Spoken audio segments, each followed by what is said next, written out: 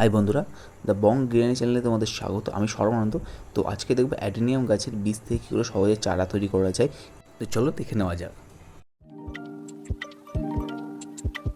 তো প্রথমে সিড পটটা থেকে সিডগুলোকে ভালো করে ছাড়িয়ে নেবে এবং তারপরে এই যে যেরকম তুলো তুলো দেখতে পাচ্ছি এগুলোকে ছাড়িয়ে নেবে এবং বীজটাকে আলাদা করে নেবে। তো বীজটাকে প্রথমে একটা ফাঙ্গিসাইড গোলানো জলের মধ্যে 7 থেকে 8 ঘন্টা ভিজিয়ে রেখে দেবে এবং একটা জার নেবে যেটা এয়ারটাইট করানো যাবে সেরকম দেখে। আর তার মধ্যে হচ্ছে সাদা বালি অথবা লাল বালি, মোটা দানা লাল বালি নিলে, আর সাদা বালিটাকে একটুখানি রোদে শুকিয়ে নেবে যাতে ঝুরঝুরে হয়ে যায়। তো সাদা বালিটাকে বক্সের মধ্যে সমান করে দিতে হবে, কারণ যাতে জার্মিনেশনটা খুব ভালোভাবে করতে পারে গাছগুলো, এবং কারণ এবড়ো খেবড়ো হয়ে গেলে বীজ ভালোভাবে বেরোবে গাছগুলো। তো সেইটা মাথায় রেখে বাড়িটাকে সুন্দর করে সমান করে দিতে হবে। এবং এবার হচ্ছে বীজগুলো যেগুলো ভেজানো বীজ ছিল সেগুলোকে একবার করে ভালো জলে ধুয়ে নিতে হবে এবং একটু হালকা শুকিয়ে নিতে হবে। তো এবার একটার সাথে একটা বীজ যাতে না লাগে সেইভাবে সমান করে ছিটিয়ে দিতে হবে বীজগুলোকে, এবং খেয়াল রাখতে হবে যেন একটা বীজের ওপর একটা বীজ না উঠে যায়, কারণ সব জার্মিনেশন রেট ভালো হয় হলে বীজ কিন্তু তখন গাছের কিন্তু দুটো গাছ একসাথে বেরিয়ে যাবে। সেইটা মাথায় রেখে বীজগুলোকে ঠিকঠাক করে সাজিয়ে দিতে হবে।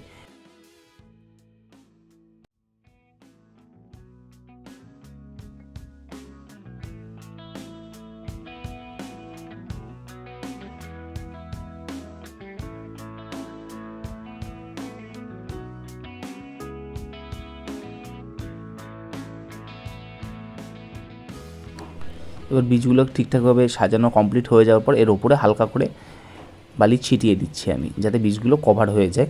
তো সেইভাবে হালকা আলতো হাতে এটাকে কভার আপ করে দিতে হবে। তো করে দিই কভার আপগুলো।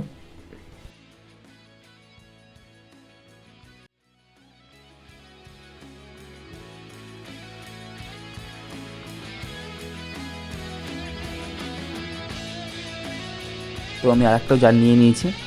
তো এই জারটাকেও সেম প্রসেসে করে নিই।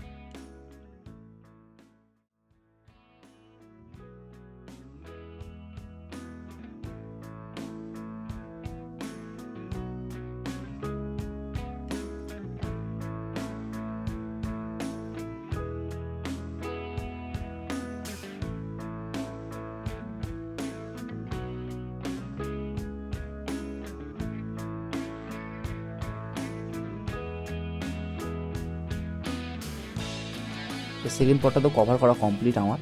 তো এবার জল দিয়ে দেবো। জল দেওয়ার পর এটাকে আটকে দেবো ঢাকনাটাকে। আর জলটা কিন্তু ফাঙ্গিসাইড গোলানো জল ছিল, যেটা আমি ভিজিয়ে রেখেছিলাম। তারপর এটা ফাঙ্গিসাইড গোলানো জল দিয়েই আমি কিন্তু এটাকে কিন্তু আস্তে আস্তে দিয়ে দিচ্ছি।